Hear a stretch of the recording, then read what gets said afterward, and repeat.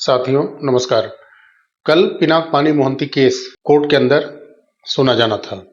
और जिसमें कि सीआरसीएस पोर्टल से संबंधित ये केस था, जिसमें कि जो सीआरसीएस पोर्टल पर तमाम खामियां आ रही हैं, डेफिशिएंसी आ रही है और कई टेक्निकल इशू हैं जो कि इस समय भी कायम है। रिसबमिशन पोर्टल सही से काम नहीं कर रहा है और उसमें डेफिशिएंसी को कैसे खत्म किया जाए, उसके लिए क्या सीआरसीएस पोर्टल कर रही है,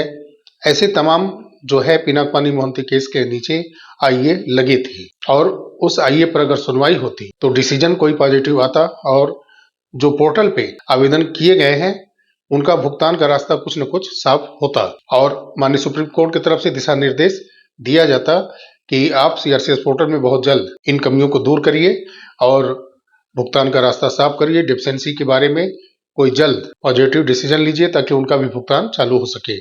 लेकिन फिर वही चीज हुआ है, देर शाम तक कल केस सुनी जानी थी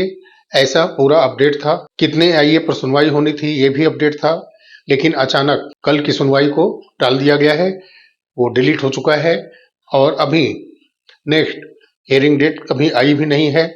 और ऐसा इसलिए किया गया है कि कल जो बेंच के प्रमुख जज में एक सूर्यकांत जी ये कल उपलब्ध नहीं है, तो उनके न रहने की वजह से कल सुप्रीम कोर्ट के अंदर इस केस को टाल दिया गया है और उम्मीद करते हैं कि इसकी सूचना जल्द से जल्द अपडेट की जाएगी कि अगली सुनवाई किस तारीख को होती है। उम्मीद करते हैं कि 15 से 20 दिन के अंदर ही इसकी डेट पड़ सकती है। तो ये एक बहुत ही बड़ी एक निराशाजनक खबर है। पिनाक पानी मोहंती का जो केस है वो सीआरसीएस पोर्टल से मायने रखता था और उसके नीचे जो अभी कुछ दिन पहले कई एनजीओ जो गए थे वहां पर अपनी याचिका लगाए थे, उनको खारिज करके कहा गया कि आप पिनाक पानी मोहंती केस के नीचे जाकर के आईए लगाइए, वहां से अपनी बात रखिए कोर्ट के सामने।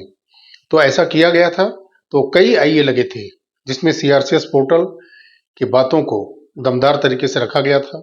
लेकिन दुर्भाग्य कि ये नहीं हो सका और फिर ये सुनवाई कितने दिन के लिए आगे गई है, कब इसका डेट पड़ेगा अभी इसका कोई अभी तो निश्चित नहीं हुआ है। लेकिन एक बार फिर दुर्भाग्य पीछा नहीं छोड़ा है, क्योंकि ये केस आम निवेशकों से बहुत जुड़ा है, बहुत मायने रखता है, क्योंकि ये सीआरसीएस पोर्टल से भी जुड़ा है, डेफिशिएंसी से भी जुड़ा है और कई कंपनियां जो सहारा पैसा लेकर के भगी है, कन्वर्जन किया है, तो ये चीज आईए में लगा है। इस पर भी आईए की जब सुनवाई होगी तो इस पर भी खुलासे होंगे। इसलिए अब ये सिस्टम है और सिस्टम के बारे में मैं पहले ही बहुत कुछ अपने वीडियो में बोलते आ रहा हूं,